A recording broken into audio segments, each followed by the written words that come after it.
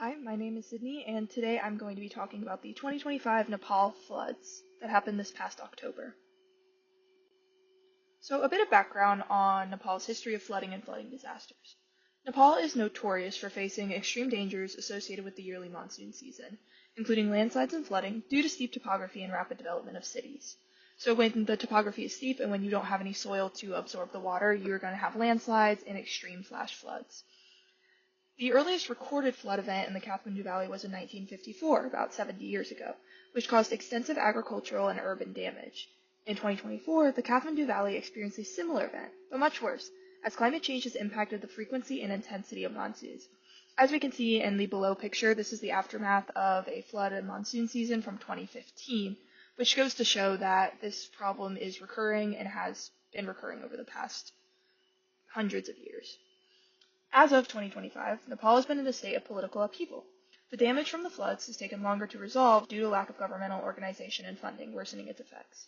This past September, Nepal faced a political overthrow of their previously established government by protesters, and as of right now, they have an interim prime minister, which causes problems because they can't organize their government and they can't mobilize rescue units. So what exactly is happening this year and what's happening now? In early October 2025, Nepal was hit with heavy rains in the southeast, leading to flash floods and landslides that killed 40 people and left 11 missing as of October 5th. This was the most recent count I could find.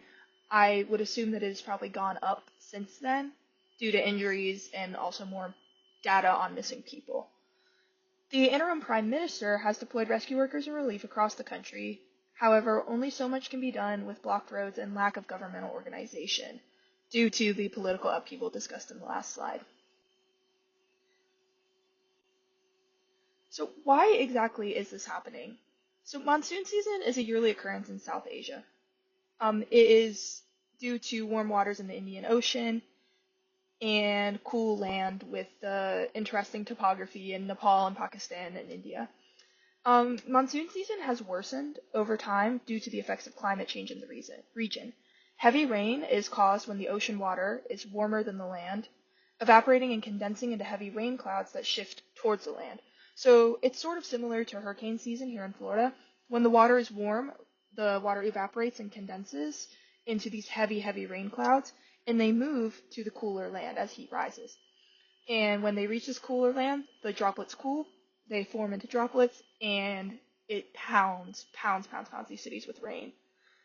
So this is especially prominent in the Indian Ocean because of its location, and it has notoriously warm waters. And the associated flooding has also worsened due to rapid urbanization and deforestation in Nepal, specifically the Kathmandu Valley. Because Nepal is a developing country and is undergoing rapid urbanization, there is not as much soil to absorb the water, and the water essentially runs off of the land and takes everything in its path. So you have people drowning in floods, you have landslides, and anything associated with lots of water, bad happening in Nepal. So tying back to the environmental concepts from class, we're going to talk a little bit about the impacts of these flood disasters on the environment and the people. So the major impacts of monsoon season are worsening due to climate change, and these impacts include infrastructure damage, fatalities, loss of agricultural land, and loss of biodiversity due to destruction of species habitat. So for example, when the water runs over these agricultural fields, it knocks out all of the plants that these farmers need and destroys the soil with contaminants. And then when it rides over trees and rocks, it kills species in its path. So we have problems with biodiversity and agriculture in Nepal due to these extreme flood events. And then tying back to water quality, floods can damage clean water supplies due to contamination and damage to water treatment facilities. So in 2024, there was a unique event where a lake flooded and it destroyed hydropower and water treatment areas in Nepal, which is not good for the people because they no longer have access to clean drinking water and power in certain areas. And as climate change worsens and as these disasters continue to intensify, these impacts will be felt more and more. So looking into the future and what exactly can be done about this issue. And as the years progress, the strength of monsoons in South Asia will only continue to worsen as climate change gets worse and worse, and we aren't really seeing a stop right now. Rainfall in South Asia is expected to worsen in intensity by approximately 50% if warming increases by 2 degrees Celsius. Combined with future development in Nepal, the impacts of floods and landslides will only worsen.